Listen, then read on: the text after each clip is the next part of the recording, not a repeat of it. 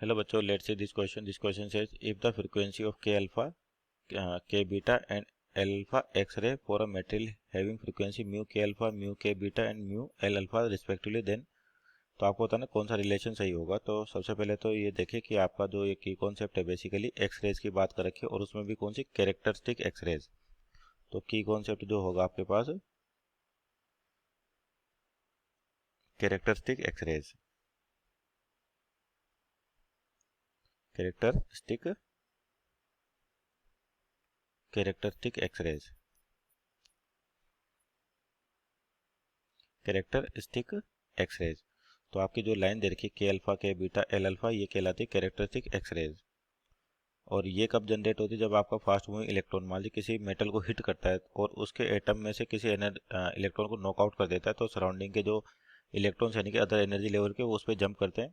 उसके कोरस्पॉन्डिंग आपके पास ये कुछ लाइन्स डिफाइन होती है, उसको समझे किस तरीके से। जैसे मान लीजिए आपके पास ग्राउंड स्टेट है, ये पहली एनर्जी लेवल होगी, दूसरी इस तरीके से आपके पास एनर्जी लेवल्स हैं। तो ये होता है आपके पास n=1 जिसको अपन ग्राउंड स्टेट कहते हैं, और n=2 यानी कि first excited state. First excited state इस तरीके से अपने पास एनर्जी लेवल चलती है और इनको क्या नाम दे रखा है? KLMN भी कहते हैं, KLMN। तो मान लीजिए आपके पास L शेल से कोई भी इलेक्ट्रॉन जंप करता है और K पर पहुंचता है, तो जो फोटोन इमिट होता है और उसकी जो वेवलेंथ होगी उसको अपन नाम देते हैं K अल्फा।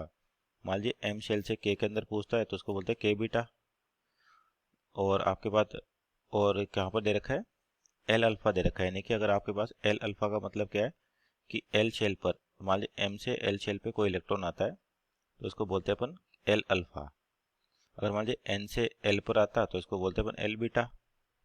तो इस तरह से नोटेशन दे रखे होते हैं, इन सभी को बोलते हैं कैरेक्टरिस्टिक्स एक्स रेज। ये कब जनरेट होती है? जब आपका जो इलेक्ट्रॉन फास्ट मूविंग इलेक्ट्रॉन क्या करता है, किसी भी टारगेट मेटल भी हिट करता है और मान लीजिए वो के शेल के इलेक्ट्रॉन को इजेक्ट कर देता है, तो यहाँ पे वॉइड खाली हो गया, तो बाहर के जो एनर्जी लेवल है वहाँ से इलेक्ट्रॉन जंप करता है और उसके कोरस्पॉन्डिंग आपके पास क्या करता है?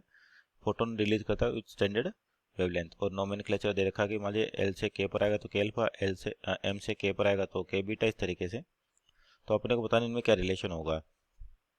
तो यहाँ देखिए आपके पास जो फोटोन्स हैं वो क्या होते हैं, इस तरह से नोटेशन। और यहाँ पर एनर्जी लिखते हैं अपन, मान लीजिए के बीटा की एनर्जी लिखे यानी कि के बीटा लाइन। तो ये एनर्जी ये हो गया n=3 और ये कौन सी n=4 या KLMN। इसका लिख सकते हैं अपन energy of K beta line equal to क्या होगा? आप energy of K alpha line plus energy of E alpha line. तो यहाँ पर जो एनर्जी होती है फोटोन की वो क्या लिखे थे? HF। तो यानी कि HF की जगह म्यू लिखा हुआ है फ्रीक्वेंसी को, तो ये mu beta equal to H mu alpha plus H mu, आपके पास कितने एल शेल है तो एल अल्फा लिख देते हैं यहाँ पर। और ये कौन सी है? के बीटा है और ये क्या? के अल्फा है। तो यहाँ से एच एच कैंसिल आउट हो जाएगा, तो frequency of K beta line equal to कितना है? Frequency of K alpha line plus frequency of L alpha line. So this is our final answer. Check करें यहाँ पर ऑप्शन नंबर, तो V K beta mu K beta equal to mu K alpha plus L alpha means option number C is our right answer. Hope you understood well, best of luck.